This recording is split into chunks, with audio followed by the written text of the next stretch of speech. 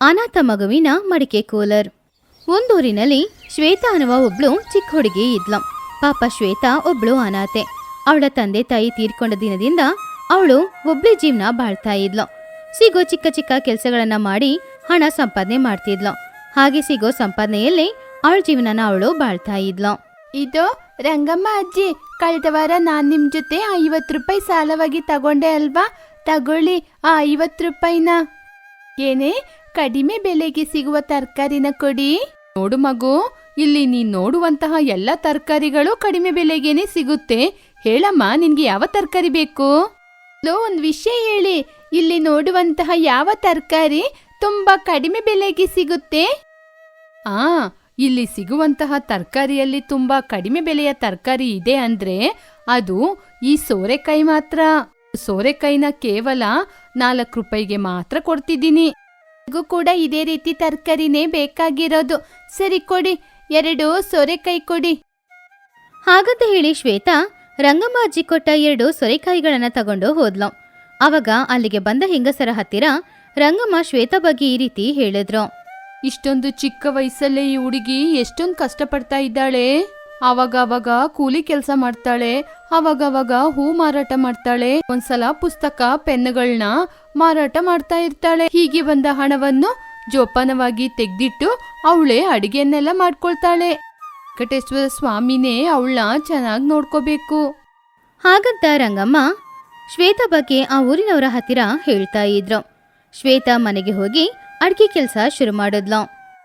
ವಿಡೀ ಹೊಲದಲ್ಲಿ ಕಷ್ಟಪಟ್ಟು ಕೆಲಸ ಮಾಡಿ ತುಂಬಾ ಸುಸ್ತಾಗಿದೆ. ಈ ಸಾರು ಆದ ತಕ್ಷಣ ಬೇಗ ಊಟ ಮಾಡಿ ಮಲ್ಗಿ ನಿದ್ರೆ ಮಾಡಬೇಕು. ಹಾಗಂತ ಶ್ವೇತಾ ಬೇಗನೆ ಅಡ್ಗೆ ಕೆಲಸ ಮುಗಿಸಿ ಆಮೇಲೆ ಅವಳು ಊಟನೂ ಮಾಡಿದ್ಲು. ಶ್ವೇತಾ ಆ ದಿನ ರಾತ್ರಿ ಮಂಚದ ಮೇಲೆ ಕೂತ್ಕೊಂಡು ಸ್ವಾಮಿಯ ಫೋಟೋನ ನೋಡಿ ಅವ್ರ ಹತ್ರ ಈ ರೀತಿ ಮಾತಾಡ್ತಿದ್ಲು. ವೆಂಕಟೇಶ್ವರ ಸ್ವಾಮಿ, ನನಗೆ ಅಂತ ಯಾರಾದ್ರೂ ಇದ್ದಾರೆ ಅಂದ್ರೆ ಅದು ನೀವು ಮಾತ್ರ ಸ್ವಾಮಿ. ನನ್ನ ಕಾಪಾಡ್ತೀರಾ ಅನ್ನುವ ನಂಬಿಕೆಯಿಂದನೇ ನಾನು ಇಷ್ಟೊಂದು ಕಷ್ಟಪಟ್ಟು ಕೆಲಸ ಮಾಡ್ತಿದ್ದೀನಿ. ಮಗಳು ನನ್ನ ಕಾಪಾಡಿಕೊಂಡು ನನ್ನ ರಕ್ಷಣೆ ಮಾಡಿಕೊಂಡೇ ಇರಿ. ಹಾಗಂತ ಶ್ವೇತಾ ವೆಂಕಟೇಶ್ವರ ಸ್ವಾಮಿಯ ಹತ್ತಿರ ಬೇಡ್ಕೊಂಡ್ಲು. ಆಮೇಲೆ ಅವಳು ಮಲಗಿ ನಿದ್ರೆ ಮಾಡಿದ್ಲು. ಮರುದಿನ ಬೆಳಗ್ಗೆ ಶ್ವೇತಾ ಸ್ವಲ್ಪ ಬೇಗನೆ ಎದ್ದು ಸ್ನಾನ ಮಾಡಿ ತಯಾರಾದ್ಲು. ಆಮೇಲೆ ಅವಳಿಗೋಸ್ಕರ ಹೋಗಿ ಅಡಿಗೆನೂ ಮಾಡಿದ್ಲು. ನಾನು ಮಾಡುವ ಅಡಿಗೆಯನ್ನು ಮೊದಲು ಶ್ರೀ ವೆಂಕಟೇಶ್ವರ ಸ್ವಾಮಿಗೆ ನೈವೇದ್ಯವಾಗಿ ಇಡಬೇಕು. ಹಾಗಂತ ಶ್ವೇತಾ ಅವಳು ಮಾಡಿದ ಆಹಾರನ ತಗೊಂಡು ಹೋಗಿ ವೆಂಕಟೇಶ್ವರ ಸ್ವಾಮಿ ಫೋಟೋ ಮುಂದ್ಗಡೆ ಇಟ್ಟು ಸ್ವಾಮಿ ಹತ್ರ ಈ ರೀತಿ ಬೇಡ್ಕೊಂಡ್ಲು. ವೆಂಕಟೇಶ್ವರ ಸ್ವಾಮಿ, ಇವತ್ ನಾನು ಪುಸ್ತಕವನ್ನು ಮಾರಾಟ ಮಾಡ್ಲಿಕ್ಕೆ ಬಜಾರಿಗೆ ಹೋಗ್ತಿದ್ದೀನಿ. ನನಗೆ ಯಾವ ತೊಂದರೆ ಆಗದ ಹಾಗೆ ನೀವೇ ನನ್ನ ಕಾಪಾಡಬೇಕು. ಹಾಗೇನೆ ನಾನು ಮಾರುವ ವಸ್ತುಗಳು ಬೇಗ ಮಾರಾಟ ಆಗುವ ರೀತಿ ನೀವೇ ನೋಡ್ಕೋಬೇಕು. ಆಗ್ಲೇ ಓನರ್ ಅವರು ನನಗೆ ಸ್ವಲ್ಪ ಹಣವನ್ನು ಜಾಸ್ತಿ ಕೊಡೋದು. ಹಾಗಂತ ಶ್ವೇತಾ ವೆಂಕಟೇಶ್ವರ ಸ್ವಾಮಿಯ ಹತ್ತಿರ ಬೇಡ್ಕೊಂಡು ಆಮೇಲೆ ಅಲ್ಲಿಂದ ಅಂಗಡಿಗೆ ಹೋದ್ಲು. ಆ ಅಂಗಡಿ ಓನರ್ ಅವಳಿಗೆ ಸ್ವಲ್ಪ ಪುಸ್ತಕಗಳನ್ನ ಹಾಗೇನೆ ಸ್ವಲ್ಪ ಪೆನ್ಗಳನ್ನ ಕೊಟ್ರು. ಇಲ್ಲಿ ನೋಡಮ್ಮ, ಈ ಪುಸ್ತಕಗಳನ್ನು ಮಾರಾಟ ಮಾಡಿದ್ರೆ ನಿನಗೆ 2,000 ರೂಪಾಯಿ ಕೊಡ್ತೀನಿ. ಹಾಗೇನೆ ಈ ಪೆನ್ನುಗಳನ್ನು ಮಾರಾಟ ಮಾಡಿದ್ರೆ 1,000 ರೂಪಾಯಿ ಕೊಡ್ತೀನಿ. ಸರಿ ಓನರ್ ಅವರೇ, ಈ ಎಲ್ಲ ಪುಸ್ತಕವನ್ನು ಮಾರಿ ರಾತ್ರಿ ಸಮಯದಲ್ಲೇ ಅಂಗಡಿಯ ಬಳಿ ಬರ್ತೀನಿ. ಹಾಗಂತ ಶ್ವೇತಾ ಆ ಪುಸ್ತಕಗಳನ್ನ ಹಾಗೂ ಪೆನ್ಗಳನ್ನ ಒಂದು ಚೀಲದಲ್ಲಿ ಹಾಕೊಂಡ್ಲು. ಆಮೇಲೆ ಆ ಚೀಲನ ಎತ್ಕೊಂಡು ಅವಳು ಪಟ್ಟಣಕ್ಕೆ ವ್ಯಾಪಾರಕ್ಕೋಸ್ಕರ ಹೋದ್ಲು. ಪಟ್ಟಣದಲ್ಲಿ ಸುಮಾರು ಜನ ಬಂದು ಹೋಗುವ ಜಾಗದಲ್ಲಿ ಕೂತ್ಕೊಂಡು ಅವಳು ವ್ಯಾಪಾರನ ಶುರು ಮಾಡಿದ್ಲು. ಜಾಸ್ತಿ ಹೊಡಿತಾ ಇದೆ. ಈ ಬಿಸಿಲಲ್ಲಿ ರೋಡಲ್ಲಿ ನಿಂತ್ಕೊಂಡು ಪುಸ್ತಕ ಮಾರೋದು ಅಂದ್ರೆ ತುಂಬಾನೇ ಕಷ್ಟ. ನನ್ನಿಂದ ಆಗ್ತಾ ಇಲ್ಲ. ಆದ್ರೂ ಹಣಕ್ಕೋಸ್ಕರ ಮಾಡ್ಲೇಬೇಕಲ್ವಾ? ಹಾಗಂತ ಶ್ವೇತಾ ಆ ಬಿಸಿಲಲ್ಲಿ ತುಂಬಾನೇ ಕಷ್ಟಪಟ್ಟು ವ್ಯಾಪಾರನ ಮಾಡ್ತಾ ಇದ್ಲು. ಶ್ವೇತಾ ಅವಳ ಹತ್ರ ಇರುವ ಪುಸ್ತಕ ಪೆನ್ನುಗಳು ಎಲ್ಲಾನು ಮಾರಿ ಹಣ ತಗೊಂಡು ಮನೆಗೆ ವಾಪಸ್ ಬಂದ್ಲು. ಪಾಪ ಶ್ವೇತಾ ಆ ದಿನ ತುಂಬಾ ಕೆಲಸ ಅನ್ನೋದ್ರಿಂದ ತುಂಬಾ ಸುಸ್ತಾಗಿದ್ಲು. ಅಕ್ಕೋ, ನನಗೆ ಮೈಕೆ ಎಲ್ಲ ತುಂಬಾ ನೋವಾಗ್ತಾ ಇದೆ. ಇವತ್ ನನ್ನಿಂದ ಅಡಿಗೆ ಮಾಡಕ್ಕೆ ಆಗಲ್ಲ. ಸರಿ, ಇನ್ನೆಂತ ಮಾಡೋದು, ಹೀಗೆ ಮಲ್ಗಿ ನಿದ್ರೆ ಮಾಡ್ತೀನಿ. ಹಾಗೆ ಶ್ವೇತಾ ಆ ದಿನ ರಾತ್ರಿ ಊಟ ಕೂಡ ಮಾಡದೆ ಮಲ್ಗೆ ನಿದ್ರೆ ಮಾಡಿದ್ಲು. ಸರಿಯಾಗಿ ಅರ್ಧರಾತ್ರಿಯ ಸಮಯ ಶ್ವೇತಾಗೆ ಎಚ್ಚರವಾಯ್ತು. ಪಾಪ ಅವಳಿಗೆ ನಿದ್ರೆ ಸರಿಯಾಗಿ ಬರ್ಲೇ ಇಲ್ಲ. ಗುಡಿಸಲು ತುಂಬಾ ಬಿಸಿಯಾಗಿದೆ. ಇಲ್ಲಿ ನಿದ್ರೆ ಮಾಡ್ಲಿಕ್ಕೇನೆ ಆಗಲ್ಲ. ತುಂಬಾನೇ ಕಷ್ಟ ಆಗ್ತಾ ಇದೆ. ಮನೆಯಲ್ಲಿ ಒಂದು ಫ್ಯಾನು ಇಲ್ಲದಿದ್ರೆ ಕೂಲರ್ ಇದ್ರೆ ಎಷ್ಟು ಚೆನ್ನಾಗಿರ್ತಿತ್ತು. ಹಾಗೆ ಪಾಪ ಶ್ವೇತಾ ಆ ರಾತ್ರಿಡೀ ಸರಿಯಾಗಿ ನಿದ್ರೆ ಮಾಡ್ಲಿಲ್ಲ. ನಿದ್ರೆ ಸರಿಯಾಗಿಲ್ಲ ಅನ್ನೋದ್ರಿಂದ ಮರುದಿನ ಬೆಳಗ್ಗೆ ಅವಳಿಂದ ಎದ್ದೇಳಕ್ಕೂ ಕೂಡ ಆಗ್ಲಿಲ್ಲ. ಆವಾಗ ಶ್ವೇತಾ ಒಂದು ಕೂಲರ್ ತಗೊಳ್ಬೇಕು ಅಂತ ಅಂದ್ಕೊಂಡ್ಲು. ನೋಡಿ ರಂಗಮ್ಮ ಅಜ್ಜಿ, ನನಗೆ ಈ ಬಿಸಿಲಲ್ಲಿ ರಾತ್ರಿಯಲ್ಲಿ ನಿದ್ರೆ ಮಾಡೋಕ್ಕೆ ಆಗ್ತಾ ಇಲ್ಲ. ನಿಮ್ ಜೊತೆ ಹಣ ಇದ್ರೆ ಕೊಡಿ, ನಾನೊಂದು ಫ್ಯಾನ್ ಕೂಲರ್ ತಗೊಂಡು ತಿಂಗಳು ನಿಮ್ಮ ಹಣನ ವಾಪಸ್ ಕೊಡ್ತೀನಿ. ಕೂಡ ನಿನ್ನ ರೀತಿ ತಾನೇ ತರಕಾರಿ ಮಾರಾಟ ಮಾಡ್ಕೊಂಡು ಜೀವನ ಮಾಡ್ತಾ ಇದ್ದೀನಿ. ನನ್ನ ಜೊತೆ ಮಾತ್ರ ಹಣ ಇದ್ದಿದ್ರೆ ನೀನು ಹೇಳುವ ಹಾಗೆ ನಾನು ಕೂಡ ಒಂದು ಕೂಲರ್ ತಗೊಳ್ತಿದ್ದೆ. ಆಗ ನನ್ನ ಜೊತೆ ₹1 ಕೂಡ ಇಲ್ಲ. ಹಾಗಂತ ರಂಗಮ್ಮಾಜಿ ಹೇಳಿದ್ದನ್ನ ಕೇಳಿ ಪಾಪ ಶ್ವೇತಾ ತುಂಬಾ ಬೇಜಾರಿಯಿಂದ ಅಲ್ಲಿಂದ ಹೊರಟ್ಲು. ಅವಳು ಸ್ವಾಮಿಯ ದೇವಸ್ಥಾನಕ್ಕೆ ಹೋಗಿ ಈ ರೀತಿ ಹೇಳಿದ್ಲು. ಸ್ವಾಮಿ, ಈ ಬಿಸಿಲನ್ನು ನನ್ನಿಂದ ತಡ್ಕೊಳಕ್ಕೆ ಆಗ್ತಾನೆ ಇಲ್ಲ. ಹಗಲಿಡೀ ತುಂಬಾ ಕಷ್ಟಪಟ್ಟು ಬಿಸಿಲಲ್ಲಿ ನಾನು ಕೆಲಸ ಮಾಡ್ತಿದ್ದೀನಿ. ಎಲ್ಲಿ ನೆಮ್ಮದಿಯಾಗಿ ನಿದ್ರೆ ಮಾಡೋದಿದ್ರೆ ಹಗಲಲ್ಲಿ ನನ್ನಿಂದ ಕೆಲಸ ಮಾಡಕ್ ಮಾತ್ರ ಆಗೋದಿಲ್ಲ ಸ್ವಾಮಿ. ನಾನೊಂದು ಕೂಲರ್ನ ತಗೋಬೇಕು ಅಂತ ಇದ್ದೀನಿ. ದಯವಿಟ್ಟು ನನಗೆ ಸ್ವಲ್ಪ ಸಹಾಯ ಮಾಡಿ ಸ್ವಾಮಿ. ಹಾಗಂತ ಶ್ವೇತಾ ವೆಂಕಟೇಶ್ವರ ಸ್ವಾಮಿ ಹತ್ತಿರ ಬೇಡ್ಕೊಂಡ್ಲು. ಇದೆಲ್ಲವನ್ನು ವೆಂಕಟೇಶ್ವರ ಸ್ವಾಮಿ ನೋಡ್ತಾನೆ ಇದ್ರು. ಮರುದಿನ ವೆಂಕಟೇಶ್ವರ ಸ್ವಾಮಿ ಶ್ವೇತಾ ಮನೆಯ ಮುಂದ್ಗಡೆ ಪ್ರತ್ಯಕ್ಷವಾದ್ರು. ಇಲ್ಲಿ ನೋಡು ಮಗು, ಯಾಕಮ್ಮ ನಿನ್ ಕಣ್ಣು ಇಷ್ಟೊಂದು ಕೆಂಪಾಗಿದೆ? ರಾತ್ರಿಡೀ ಸರಿಯಾಗಿ ನಿದ್ರೆ ಮಾಡ್ಲಿಲ್ಲ, ಅದಕ್ಕೇನೆ ನನ್ನ ಕಣ್ಣು ಇಷ್ಟೊಂದು ಕೆಂಪಾಗಿರೋದು. ಹೌದು, ನೀವ್ಯಾರು? ನಿಮಗೆ ಏನ್ ಬೇಕು ಅಂತ ಹೇಳಿ. ನನ್ನ ಹೆಸರು ಗೋವಿಂದಯ್ಯ. ದಾರಿ ತಪ್ಪಿದ ನನ್ನ ಮೇಕೆಯನ್ನು ಹುಡ್ಕೊಂಬಂದಿದ್ದೀನಿ. ನನ್ನ ಮೇಕೆ ಎಲ್ಲಿಗೋಯ್ತೋ ಏನೋ. ನೀನು ಈ ಕಡೆ ಒಂದು ಮೇಕೆ ಬಂದಿದ್ನ ನೋಡಿದ್ಯಾ? ಇಲ್ವಲ್ಲ, ನಾನೇನು ನಿಮ್ ಮೇಕೆನ ನೋಡ್ಲೇ ಇಲ್ಲ. ಓ, ನಿಮ್ಮ ಕೈಯಲ್ಲಿರುವ ಮಡಿಕೆ ಏನು? ಅರೆ, ಈ ಮಡಿಕೆಗೆ ಸಣ್ಣ ರಂಧ್ರ ಕೂಡ ಇದೆ. ಈ ರಂಧ್ರವನ್ನು ಮಾಡಿದ್ದು ಕೂಡ ನನ್ನ ಮೇಕೆನೆ. ಎಷ್ಟೋ ಕಷ್ಟಪಟ್ಟು ಮಡಿಕೆ ಮಾಡಿ ಅದಕ್ಕೆ ರಂಧ್ರ ಮಾಡಿ ಎಲ್ಲೋ ಹೋಗ್ಬಿಟ್ಟಿದೆ. ಇಲ್ಲಿ ನೋಡಮ್ಮ, ಈ ಮಡಿಕೆನ ಹುಷಾರಾಗಿಟ್ಕೋ. ನಾನು ಹೋಗಿ ನನ್ನ ಮೇಕೆನ ಹುಡ್ಕೊಂಬರ್ತೀನಿ. ಹಾಗಂತ ವೆಂಕಟೇಶ್ವರ ಸ್ವಾಮಿ ಅವ್ರ ಕೈಯಲ್ಲಿದ್ದ ಮಡಿಕೆನ ಶ್ವೇತಾ ಹತ್ತಿರ ಕೊಟ್ಟು ಆಮೇಲೆ ಅಲ್ಲಿಂದ ಹೋದ್ರು. ಹೌದು, ಯಾರು ಈ ವ್ಯಕ್ತಿ? ಮಡಿಕೆಗೆ ಮೇಕೆ ಹೇಗೆ ರಂಧ್ರ ಮಾಡುತ್ತೆ? ಏನು ಕೂಡ ಅರ್ಥನೇ ಆಗ್ತಿಲ್ಲ. ನಾನಿರದೆ ಒಂದು ಸಣ್ಣ ಗುಡಿಸಲು ಮನೆಯಲ್ಲಿ ನನ್ನ ವಸ್ತುಗಳನ್ನ ಇಡ್ಲಿಕ್ಕೆ ನನಗೆ ಜಾಗ ಇಲ್ಲ. ಆಗಿರುವಾಗ ಇವರು ಒಂದು ಮಡಿಕೆನ ಕೂಡ ಇಟ್ಟೋಗ್ತಿದ್ದಾರೆ. ಮಡಿಕೆನ ಎಲ್ಲಿಡೋದೋ ಏನೋ. ಹಾಗಂತ ಅಂದ್ಕೊಂಡು ಶ್ವೇತಾ ಆ ಮಡಿಕೆನ ತಗೊಂಡು ಹೋಗಿ ಅವಳ ಮನೆಯೊಳಗಡೆ ಇಟ್ಲು. ಆಮೇಲೆ ಯಾವಾಗ್ಲೂ ತರ ಅವಳು ಕೂಲಿ ಕೆಲ್ಸಕ್ಕೆ ಹೋಗಿ ದಿನ ಇಡೀ ಕೂಲಿ ಕೆಲಸ ಮಾಡಿ ಸುಸ್ತಾಗಿ ಮನೆಗೆ ವಾಪಸ್ ಬಂದ್ಲು. ವೆಂಕಟೇಶ್ವರ ಸ್ವಾಮಿ, ಕನಿಷ್ಠ ಇವತ್ತಾದ್ರೂ ನನಗೆ ಒಂದಿನ ನಿದ್ರೆ ಬರುವ ರೀತಿ ಮಾಡಿ ಸ್ವಾಮಿ. ಹೀಗೆ ಗೊತ್ತಲ್ವಾ, ನಾನ್ ಮಾತ್ರ ಇವತ್ ರಾತ್ರಿ ಚೆನ್ನಾಗಿ ನಿದ್ರೆ ಮಾಡದಿದ್ರೆ ಹೊಲದಲ್ಲಿ ನಾಳೆ ಕೆಲಸ ಮಾಡಕ್ಕೆ ಆಗಲ್ಲ. ಏನೇ ಕೆಲಸ ಕೂಡ ಮಾಡಕ್ಕಾಗಲ್ಲ. ಕೆಲಸ ಮಾಡದಿದ್ರೆ ಆಮೇಲೆ ನನಗೆ ₹1 ಹಣ ಕೂಡ ಸಿಗದಿಲ್ಲ ಅಲ್ವಾ? ನಾನು ಏಕೆ ನನ್ನ ಹಸಿವನ್ನು ತೀರಿಸ್ಕೊಳ್ಳೋದು? ದಯವಿಟ್ಟು ಇವತ್ತು ರಾತ್ರಿ ಆದ್ರೂ ಈ ಮನೆಯಲ್ಲಿ ಬಿಸಿ ಕಡಿಮೆ ಆಗುವ ರೀತಿ ನೀವೇ ಮಾಡ್ಬೇಕು ಸ್ವಾಮಿ. ಹಾಗಂತ ಶ್ವೇತಾ ಸ್ವಾಮಿ ಹತ್ತಿರ ಬೇಡ್ಕೊಂಡು ಹೋಗಿ ಮಲ್ಗಿ ನಿದ್ರೆ ಮಾಡಿದ್ಲು. ಇದ್ದಕ್ಕಿದ್ದಂತೆ ಅವಳ ಗುಡಿಸಲು ತುಂಬಾ ತಂಪಾಗಿ ಬದಲಾಯಿತು. ಆಶ್ಚರ್ಯವಾಗಿದೆ, ಇದ್ದಕ್ಕಿದ್ದಂಗೆ ಈ ಗುಡಿಸಲು ಮನೆ ಹೇಗೆ ಇಷ್ಟೊಂದು ತಂಪಾಗಿ ಬದಲಾಯಿತು? ಏನೋ ಈ ಗುಡಿಸಲು ಮನೆಯಲ್ಲಿ ಕೂಲರ್ ಇಟ್ಟಂಗೆ ಇದೆ. ಹೌದು, ಈ ಗಾಳಿ ಎಲ್ಲಿಂದ ಬರ್ತಿದೆ? ಹಾಗಂತ ಶ್ವೇತಾ ಎದ್ದು ಆ ಕಡೆ ಈ ಕಡೆ ನೋಡಿದ್ಲು. ಆವಾಗ ಅವಳ ಗಮನ ಆ ಮಡಿಕೆಯ ಮೇಲೆ ಹೋಯ್ತು. ಅವಳು ಮಡಿಕೆಯ ಹತ್ತಿರ ಹೋಗಿ ನೋಡಿದ್ಲು. ಆ ಮಡಿಕೆಯಿಂದಾನೇ ತಂಪಾದ ಗಾಳಿ ಬೀಸ್ತಾ ಇತ್ತು. ಈ ಗಾಳಿ ಈ ಮಡಿಕೆಯ ರಂಧ್ರದಿಂದನೇ ಬರ್ತಾ ಇದೆ. ಈ ಮಡಿಕೆ ಒಳಗೆ ನೋಡಿದ್ರೆ ಏನೂ ಇಲ್ಲ. ಈ ಮಡಿಕೆ ನೋಡ್ಲಿಕ್ಕೆ ತುಂಬಾನೇ ತಂಪಾಗಿದೆ, ತುಂಬಾನೇ ಆಶ್ಚರ್ಯವಾಗಿದೆ. ಹಾಗಂತ ಶ್ವೇತಾ ಆ ಮಡಿಕೆಯಿಂದ ಗಾಳಿ ಬರೋದನ್ನ ನೋಡಿ ತುಂಬಾ ಆಶ್ಚರ್ಯಪಟ್ಲು. ಏನು ಸ್ವಾಮಿ ಇದು? ಒಂದು ಮಡಿಕೆಯಿಂದ ಇಷ್ಟೊಂದು ತಂಪಾದ ಗಾಳಿ ಹೇಗೆ ಬರುತ್ತೆ? ವ್ಯಕ್ತಿ ಈ ಮಡಿಕೆನ ನನ್ನ ಕೈಗೆ ಯಾಕೆ ಕೊಟ್ರು? ಯಾಕೆ ಅಂತ ಇನ್ನೂ ಕೂಡ ನನಗೆ ಅರ್ಥನೇ ಆಗ್ತಿಲ್ಲ. ಹಾಗಂತ ಶ್ವೇತಾ ಸ್ವಾಮಿ ಹತ್ರ ಕೇಳ್ತಾ ಇದ್ಲು. ಅವಾಗ ಇದ್ದಕ್ಕಿದ್ದಂತೆ ಸ್ವಾಮಿಯ ಫೋಟೋದಿಂದ ಒಂದು ಬೆಳಕು ಬಂತು. ವೆಂಕಟೇಶ್ವರ ಸ್ವಾಮಿ ಶ್ವೇತಾ ಹತ್ರ ಈ ರೀತಿ ಹೇಳಿದ್ರು. ಇಷ್ಟೊತ್ತಾದ್ರೂ ನನ್ನನ್ನು ಗುರುತಿಸಲಿಲ್ವಾ? ಆ ಮೇಕೆಯನ್ನು ಹುಡುಕಿಕೊಂಡು ಬಂದವನು ನಾನೇ ನಿನಗೆ ಆ ಮಡಿಕೆಯನ್ನು ಕೊಟ್ಟಿದ್ದು. ಇದರಿಂದ ತಂಪಾದ ಗಾಳಿ ಬರುತ್ತೆ. ಇನ್ನು ಮುಂದೆ ನೀನು ಕಷ್ಟಪಡುವ ಅವಶ್ಯಕತೆ ಇಲ್ಲ. ಎಂತಹ ಬೇಸಿಗೆ ಕಾಲದಲ್ಲಿ ಕೂಡ ಇದರಿಂದ ತಂಪಾದ ಗಾಳಿ ಬರುತ್ತೆ. ನೀನು ಆರಾಮವಾಗಿ ನಿದ್ರೆ ಮಾಡಬಹುದು. ಹಾಗೆ ವೆಂಕಟೇಶ್ವರ ಸ್ವಾಮಿಯ ಧ್ವನಿ ಶ್ವೇತಾಗೆ ಕೇಳಿಸ್ತು. ಶ್ವೇತಾ ಅದನ್ ಕೇಳಿ ತುಂಬಾನೇ ಖುಷಿಯಾದ್ಲು. ಧನ್ಯವಾದಗಳು ಸ್ವಾಮಿ. ಮೊದಲು ನನ್ನನ್ನು ಕ್ಷಮಿಸಿ. ನಾನು ನಿಮ್ಮನ್ನು ಗುರುತಿಸಲೇ ಇಲ್ಲ. ನೀವು ನನಗೋಸ್ಕರ ಮಡಿಕೆಯ ಕೂಲರ್ ಅನ್ನು ಕೊಟ್ಟಿದ್ದಕ್ಕೆ ನಿಮಗೆ ತುಂಬಾ ತುಂಬಾ ಧನ್ಯವಾದಗಳು. ಹಾಗೆ ಶ್ವೇತಾ ವೆಂಕಟೇಶ್ವರ ಸ್ವಾಮಿಗೆ ಧನ್ಯವಾದನ ತಿಳಿಸಿ ಆಮೇಲೆ ಕೂಲರ್ ಪಕ್ಕದಲ್ಲಿ ಹೋಗಿ ಮಲ್ಗಿ ನಿದ್ರೆ ಮಾಡಿದ್ಲು. ಹಾಗೆ ವೆಂಕಟೇಶ್ವರ ಸ್ವಾಮಿ ತನ್ನ ಚಿಕ್ಕ ಭಕ್ತಿಯನ್ನು ಸಂತೋಷಪಡಿಸಿದ್ರು. ಒಂದೂರಿನಲ್ಲಿ ಕಲ್ಯಾಣ್ ಅನ್ನುವ ಒಬ್ಬ ವ್ಯಕ್ತಿ ಬಾಳ್ತಾ ಇದ್ದ. ಅವನು ಪಾಪ ತುಂಬಾನೇ ಬಡವನಾಗಿದ್ದ. ಅವನ ಹೆಂಡತಿ ಹೆಸರು ಕೋಮಲಿ. ಅವರಿಗೆ ಒಬ್ಳು ಮಗಳು ಇದ್ಲು. ಮಗಳ ಹೆಸರು ಮೀರಾ. ಆ ಕುಟುಂಬ ಬಾಳ್ತಾ ಇದ್ದಿದ್ದು ಒಂದು ಚಿಕ್ಕ ಗುಡಿಸಲಿನಲ್ಲಿ. ಕಲ್ಯಾಣ್ ತಿಂಡಿಗಳನ್ನ ಮಾಡಿ ಅದನ್ನ ಊರೊಳಗಡೆ ವ್ಯಾಪಾರ ಮಾಡಿ ಬರೋ ಹಣದಲ್ಲಿ ಕುಟುಂಬನ ನೋಡ್ಕೊಳ್ತಿದ್ದ. ಕಲ್ಯಾಣ್ ಹಾಗೂ ಕೋಮಲಿ ಇಬ್ರು ಸೇರಿ ಆ ತಿಂಡಿಗಳನ್ನ ತಯಾರು ಮಾಡ್ತಾ ಇದ್ರು. ಈ ಸಣ್ಣ ಮನೆಯಲ್ಲಿ ತಿಂಡಿ ಮಾಡ್ಲಿಕ್ಕೆ ತುಂಬಾ ಕಷ್ಟ ಆಗ್ತದೆ ಕಣ್ರಿ. ಹೌದು, ಈ ಗುಡಿಸಲು ತುಂಬ ಚಿಕ್ಕದಾಗಿದೆ. ಇದಕ್ಕೆ ಕೂಡ ನಮ್ಮಿಂದ ಬಾಡಿಗೆ ಕಟ್ಟಲಿಕ್ಕೆ ಆಗ್ತಿಲ್ಲ. ಹೌದು ರೀ, ನಾವೀಗ ತುಂಬಾನೇ ಕಷ್ಟದಲ್ಲಿದ್ದೀವಿ. ಈ ಪರಿಸ್ಥಿತಿಯಲ್ಲಿ ಇನ್ನೊಂದು ಮನೆನ ಬಾಡಿಗೆಗೆ ತೆಗಿಯಕ್ಕಾಗಲ್ಲ. ಅಂದ್ರೆ ಈ ಊರಲ್ಲಿ ಇರ್ಬೇಕು ಎನ್ನುವ ಆಸೆ ದಿನದಿಂದ ದಿನಕ್ಕೆ ಕಡಿಮೆ ಆಗ್ತಿದೆ. ಅಯ್ಯೋ, ಏನಾಯ್ತು? ಯಾಕೆ ಹಂಗೆ ಹೇಳ್ತಾ ಇದ್ಯಾ? ಯಾರಾದರೂ ಏನಾದರೂ ಹೇಳಿದ್ರಾ? ಹೊರಗಡೆಗೆ ಯಾರೂ ಏನೂ ಹೇಳ್ತಾ ಇಲ್ಲ.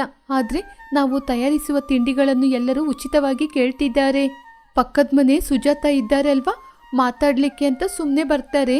ಬರುವಾಗ ಅವ್ರು ಮಾತ್ರ ಅಲ್ಲದೆ ಅವರ ಸ್ನೇಹಿತರನ್ನು ಕೂಡ ಕರ್ಕೊಂಡ್ಬರ್ತಾರೆ. ಬಂದವರು ಸುಮ್ಮನೆ ಇರೋದಿಲ್ಲ. ನಾವು ಮಾಡಿರುವ ತಿಂಡಿಗಳನ್ನು ತಿಂತಾನೇ ಇರ್ತಾರೆ. ಎಷ್ಟೋ ಕಷ್ಟಪಟ್ಟು ತಿಂಡಿಗಳನ್ನು ಮಾಡ್ತೀವಿ. ಆದ್ರೆ ನಮ್ಮ ಪಕ್ಕದ ಮನೆಯವರಿಂದ ನಾವು ಕಷ್ಟಪಟ್ಟಿದ್ದೆಲ್ಲ ವ್ಯರ್ಥವಾಗಿ ನಷ್ಟವನ್ನು ಅನುಭವಿಸ್ತಾ ಇದ್ದೀವಿ. ಹೌದು ಕೋಮಲಿ, ನೀನು ಹೇಳೋದು ಕೂಡ ನಿಜಾನೇ. ನನ್ನ ಸ್ನೇಹಿತ ಕೂಡ ಉಚಿತವಾಗಿ ತಿಂಡಿಗಳನ್ನ ಕೇಳ್ತಾನೆ. ಒಬ್ಬರು ಕೂಡ ₹1 ಖರ್ಚು ಮಾಡಿ ನಮ್ಮ ಜೊತೆ ಏನೂ ತಗೊಳ್ಳೋದಿಲ್ಲ. ಈ ಊರಲ್ಲಿರೋದಕ್ಕಿಂತ ಕಾಡಲ್ಲಿರೋದೇ ಒಳ್ಳೆಯದು. ನಾವು ನಮ್ಮ ವೆಂಕಟೇಶ್ವರ ಸ್ವಾಮಿನ ಬೇಡಿಕೊಳ್ಳೋಣ. ಅವರು ಖಂಡಿತವಾಗಿ ನಮ್ಮ ಕೋರಿಕೆಯನ್ನು ಕೇಳಿ ಸಹಾಯ ಮಾಡ್ತಾರೆ. ಹಾಗೆ ಕಲ್ಯಾಣ್ ಹಾಗೂ ಕೋಮಲಿ ಇಬ್ರು ತುಂಬಾನೇ ಬೇಜಾರ್ ಮಾಡ್ಕೊಂಡು ಮನೆಯಲ್ಲಿ ಮಾತಾಡ್ತಾ ಇದ್ರು. ಆವಾಗ್ಲೇ ಹೊರಗಡೆಯಿಂದ ಮೀರಾ ಒಳಗಡೆ ಬಂದ್ಲು. ಅಮ್ಮ, ನಾನು ಆಟ ಆಡಿ ಆಯಾಸವಾಗಿ ಬಂದಿದ್ದೀನಿ. ತಕ್ಷಣ ನನಗೆ ತಿನ್ಲಿಕ್ಕೆ ಏನಾದ್ರೂ ಕೊಡು. ಹಾಗೆ ಮೀರಾ ಕೇಳಿದ್ರಿಂದ ಅವಳಿಗೆ ತಿನ್ನಕ್ಕೆ ತಿಂಡಿಗಳನ್ನ ಕೊಟ್ಲು ಕೋಮಲಿ. ಹಾಗೆ ಆ ದಿನಾನು ಕಳೀತು. ಮರುದಿನ ಬೆಳಗ್ಗೆ ಕಲ್ಯಾಣ್ ಬೇಗನೆ ಎದ್ದು ಸ್ನಾನ ಮಾಡಿ ಮನೇಲಿರುವ ಪೂಜೆ ರೂಮಿಗೆ ಹೋಗಿ ಆ ಸ್ವಾಮಿ ಹತ್ರ ಈ ರೀತಿ ಬೇಡ್ಕೊಂಡ. ಸ್ವಾಮಿ, ನಾನು ನಿಮ್ಮನ್ನೇ ನಂಬಿ ಜೀವನ ಮಾಡ್ತಾಯಿದ್ದೀನಿ. ನೀವಿರುವ ಧೈರ್ಯದಲ್ಲೇ ಜೀವನ ಮಾಡ್ತಾ ಇದ್ದೀನಿ. ಎಷ್ಟೇ ಪ್ರಯತ್ನ ಮಾಡಿದ್ರೂ ನನ್ನ ವ್ಯಾಪಾರದಲ್ಲಿ ಲಾಭ ಬರ್ತಿಲ್ಲ. ದಯವಿಟ್ಟು ನನ್ನ ವ್ಯಾಪಾರದಲ್ಲಿ ಲಾಭ ಬರುವ ಹಾಗೆ ಮಾಡಿ ಸ್ವಾಮಿ. ಹಾಗಂತ ಕಲ್ಯಾಣ್ ಸ್ವಾಮಿಯ ಹತ್ತಿರ ಬೇಡ್ಕೊಂಡು ಮನೆಯಲ್ಲಿ ಮಾಡಿರುವ ತಿಂಡಿಗಳನ್ನೆಲ್ಲ ಗಾಡಿಲಿಟ್ಕೊಂಡು ಆ ಗಾಡಿನ ತಳ್ಕೊಂಡು ಊರೊಳಗಡೆ ವ್ಯಾಪಾರ ಮಾಡೋದಕ್ಕೋಸ್ಕರ ಹೋದ. ಆವಾಗ ಅವ್ರ ಮನೆ ಓನರ್ ಆದ ಗಂಗಾಧರ್ ಅವನ ಮುಂದ್ಗಡೆ ಬಂದ್ರು. ಇಲ್ಲಿ ನೋಡು ಕಲ್ಯಾಣ್, ಎಲ್ಲಿಗೆ ಹೋಗ್ತಾ ಇದ್ಯಾ? ಸ್ವಲ್ಪ ನಿಲ್ಲು, ನಿನ್ ಜೊತೆ ಮಾತಾಡಬೇಕು. ಹಾಗಂತ ಕಲ್ಯಾಣ್ನ ತಡೆದು ನಿಲ್ಸಿ ಗಂಗಾಧರನ್ ಅವ್ರ ಹತ್ರ ಮಾತಾಡ್ತಾ ಇದ್ರು. ನೀನು 4 ತಿಂಗಳಿಂದ ಬಾಡಿಗೆ ಕಟ್ಟಲಿಲ್ಲ. ಹೀಗೆ ಮಾಡಿದ್ರೆ ಹೇಗೆ ಹೇಳು? ಇನ್ನು ನೀನು ಬಾಡಿಗೆ ಕೊಡದಿದ್ರೆ ಮುಂದಿನ ತಿಂಗಳು ಈ ಮನೆನ ಖಾಲಿ ಮಾಡಬೇಕು. ಖಂಡಿತವಾಗಿಯೂ ಬಾಡಿಗೆ ಕೊಡ್ತೀನಯ್ಯ. ನಾನು ಇನ್ನು 5 ದಿನದಲ್ಲಿ ಮನೆ ಹತ್ರ ಬರ್ತೀನಿ. ನೀನು ಮಾತ್ರ ಬಾಡಿಗೆ ಕೊಡದಿದ್ರೆ ನಿನ್ನ ಕುಟುಂಬ ಸಮೇತ ಮನೆಯಿಂದ ಹೊರಗಾಗ್ತೀನಿ. ಓಹೋ, ಇದೆಲ್ಲ ತಿಂಡಿಗಳ? ಇದನ್ನೆಲ್ಲ ಒಂದು ಮೂಟೆ ಕಟ್ಟಿ ಕೊಡು, ಮನೆಗೆ ತಗೊಂಡೋಗ್ತೀನಿ. ಹಾಗೆ ಗಂಗಾಧರ್ ಆ ತಿಂಡಿಗಳನ್ನ ತಗೊಂಡು ಅಲ್ಲಿಂದ ಹೋದ. ಆ ತಿಂಡಿಗಳಿಗೆ ಅವನು ಹಣನೂ ಕೊಡ್ಲಿಲ್ಲ. 1,000 ಸಲ ನನ್ನ ಜೊತೆ ಉಚಿತವಾಗಿ ತಿಂಡಿಯನ್ನು ತಗೊಂಡೋಗ್ತಿದ್ದಾರೆ. 1 ದಿನ ಕೂಡ ಹಣ ಕೊಡಲಿಲ್ಲ. ಆದರೆ ಬಾಡಿಗೆ ಮಾತ್ರ ಸಮಯಕ್ಕೆ ಸರಿಯಾಗಿ ಬೇಕು ಅಂತ ಹೇಳ್ತಾರೆ. ಹಾಳಾದ ಮನುಷ್ಯರು ಇವರು. ಯಾವಾಗ ಬದಲಾಗ್ತಾರೋ ಏನೋ. ಹಾಗಂತ ಬೇಜಾರ್ ಮಾಡ್ಕೊಂಡು ಕಲ್ಯಾಣ್ ವ್ಯಾಪಾರಕ್ಕೆ ಹೋದ. ಅವನು ಸಂತೆಯಲ್ಲಿ ವ್ಯಾಪಾರ ಮಾಡ್ತಾ ಇದ್ದ. ಆವಾಗ ಹೊಸದಾಗಿ ಒಬ್ಬ ವ್ಯಕ್ತಿಯ ಜೊತೆ ಅವನಿಗೆ ಪರಿಚಯ ಉಂಟಾಯಿತು. ಆ ವ್ಯಕ್ತಿಯ ಹೆಸರು ಗೋವಿಂದ್. ಇಲ್ಲಿ ನೋಡು, ನನಗೆ ತುಂಬ ಹಸಿವಾಗ್ತಿದೆ, ತಲೆ ತಿರುಗ್ತಾ ಇದೆ, ಏನಾದರೂ ತಿನ್ಲಿಕ್ಕೆ ಕೊಡು. ಹಾಗೆ ಗೋವಿಂದ್ ಕೇಳಿದ್ರಿಂದ ಕಲ್ಯಾಣ್ ಆ ತಿಂಡಿಗಳನ್ನ ಗೋವಿಂದ್ ಹತ್ರ ಕೊಟ್ಟ. ಆಹಾ, ಈ ತಿಂಡಿ ತುಂಬ ರುಚಿಯಾಗಿದೆ. ಇಂಥ ರುಚಿಯಾಗಿರುವ ತಿಂಡಿಯನ್ನು ನಾನು ಯಾವಾಗಲೂ ತಿನ್ನಲೇ ಇಲ್ಲ. ಯಾರು ನೀನು? ನಿನ್ನ ಈ ಊರಲ್ಲಿ ನೋಡಲೇ ಇಲ್ಲ. ನಾನು ಈ ಊರಿನವನಲ್ಲ. ಇಲ್ಲೇ ಪಕ್ಕದಲ್ಲಿ ಕಾಡಲ್ಲಿ ವಾಸ ಮಾಡ್ತಿದ್ದೀನಿ. ಏನು, ಕಾಡಲ್ಲಿದ್ದೀಯಾ? ಕಾಡಲ್ಲಿರಲಿಕ್ಕೆ ನಿನಗೆ ಭಯ ಆಗಲ್ವಾ? ಇಲ್ಲ ಇಲ್ಲ, ನನಗೆ ಯಾವ ರೀತಿ ಭಯನೂ ಇಲ್ಲ. ನೀನೊಂದ್ಸಲಿ ನಮ್ಮ ಮನೆಗೆ ಬಂದು ನೋಡು. ಇವಾಗ ನನ್ನ ಜೊತೆ ಹಣ ಇಲ್ಲ. ನೀನು ನಮ್ಮ ಮನೆಗೆ ಬಂದಾಗ ನಿನಗೆ ಹಣ ಕೊಡ್ತೀನಿ. ಏನು, ನಿನ್ನ ಜೊತೆ ಹಣ ತಗೊಳ್ಳಿಕ್ಕೆ ನಾನು ಕಾಡಲ್ಲಿರುವ ನಿನ್ನ ಮನೆಗೆ ಬರಬೇಕಾ? ಇವಾಗ ಹೊರಟ್ರೆ ನಾಳೆ ಬೆಳಿಗ್ಗೆನೇ ಹೋಗಿ ತಲುಪೋದು. ನನಗೆ ನಂಬಿಕೆ ಇಲ್ಲ. ನನ್ನ ವ್ಯಾಪಾರನ ಬಿಟ್ಬಿಟ್ಟು ನಿನ್ನ ಹತ್ರಕ್ಕೆ ನಾನು ಬರೋದೇ ಇಲ್ಲ. ಅದೇನು ಪರವಾಗಿಲ್ಲ, ಇವತ್ತು ಹಣ ಕೊಡದಿದ್ರೆ ಏನು, ನಾಳೆ ಬರುವಾಗ ಹಣ ತಗೊಂಬ. ಹಾಗೆ ಕಲ್ಯಾಣ್ ಗೋವಿಂದ್ ಹತ್ರ ಹೇಳ್ದ. ಆಮೇಲೆ ಗೋವಿಂದ್ ಅಲ್ಲಿಂದ ಹೋದ. ಸ್ವಲ್ಪ ಸಮಯದಲ್ಲಿ ಕಲ್ಯಾಣ್ ಅವನ ವ್ಯಾಪಾರ ಎಲ್ಲಾನು ಮುಗಿಸ್ಕೊಂಡು ಮನೆಗೂ ಹೊರಟ. ಹಾಗೆ ಆ ದಿನಾನು ಕಳೀತು. ಮರುದಿನ ಬೆಳಗ್ಗೆ ಕಲ್ಯಾಣ್ ಗೋವಿಂದ್ಗೋಸ್ಕರ ಕಾಯ್ತಾ ಇದ್ದ. ನಿನ್ನೆ ಇಲ್ಲೇ ತಾನೇ ಗೋವಿಂದ್ ಸಿಕ್ಕಿದ್ದು. ಇವತ್ತು ಹಣ ತರ್ತಾನೋ ಇಲ್ವೋ? ಅಷ್ಟರಲ್ಲಿ ಗೋವಿಂದ್ ಅಲ್ಲಿಗೆ ಬಂದ. ತುಂಬ ಹಸಿವಾಗ್ತಿದೆ. ಎಲ್ಲಿ 2 ಅಕ್ಕಿ ಉಂಡೆ ಕೊಡು. ಇದೋ ತಗೋ. ಹಾಗೆ ಕಲ್ಯಾಣ್ ಗೋವಿಂದ್ಗೆ ತಿಂಡಿಗಳನ್ನ ತಿನ್ನಕ್ಕೆ ಕೊಟ್ಟ.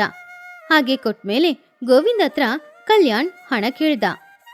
ಅಯ್ಯೋ, ಇವತ್ತು ಕೂಡ ನಾನು ಹಣ ತರಲಿಲ್ಲ. ಸರಿ ಬಾ, ನನ್ನ ಮನೆ ಇಲ್ಲೇ ಪಕ್ಕದಲ್ಲಿದೆ. ನಿನಗೆ ಅಲ್ಲೇ ಹಣ ಕೊಡ್ತೀನಿ. ಏನಯ್ಯ ನೀನು ಇವತ್ತು ಕೂಡ ಹಣ ತರಲಿಲ್ವಾ? ನಿನ್ನ ನೋಡಿದ ತಕ್ಷಣ ನಾನೆಲ್ಲ ಮರ್ತೋಗ್ತಾ ಇದ್ದೀನಿ. ಇವತ್ತು ನಿನ್ನ ಜೊತೆ ಹಣ ಕೇಳಲೇಬೇಕು ಅಂತ ಯೋಚನೆ ಮಾಡಿಕೊಂಡೇ ಬಂದೆ. ನಿನ್ನನ್ನು ನೋಡಿದಾಗ ಎಲ್ಲ ಮರ್ತೋಯ್ತು. ನೀನು ಅಕ್ಕಿ ಉಂಡೆ ಕೇಳಿದ ತಕ್ಷಣ ನಾನು ತೆಗೆದುಕೊಟ್ಟೆ. ನೀನೀಗೆ ಮೋಸ ಮಾಡ್ಬೋದಾ ಹೇಳು? ಅಯ್ಯೋ, ನಾನು ಮೋಸ ಮಾಡೋನಲ್ಲ. ನೀನು ಮನೆಗೆ ಬಾ, ಖಂಡಿತವಾಗಿ ಹಣ ಕೊಡ್ತೀನಿ. ಕಾಡಲ್ಲಿರುವ ನಿನ್ನ ಮನೆಗೆ ನಾನಿವಾಗ ಬರಲ್ಲ.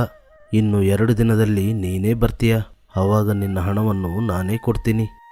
ಹಾಗಂತ ಹೇಳಿ ಗೋವಿಂದ್ ಅಲ್ಲಿಂದ ಹೋದ. ಹೀಗೆ ಕೆಲವು ದಿನಗಳು ಹೋಯಿತು. ಪಾಪ ಕಲ್ಯಾಣ್ ಬಾಡಿಗೆ ಕಟ್ಟಲಿಲ್ಲ ಅನ್ನೋದ್ರಿಂದ ಅವನನ್ನ ಮನೆಯಿಂದ ಹೊರಗಡೆ ಹಾಕಿದ್ರು.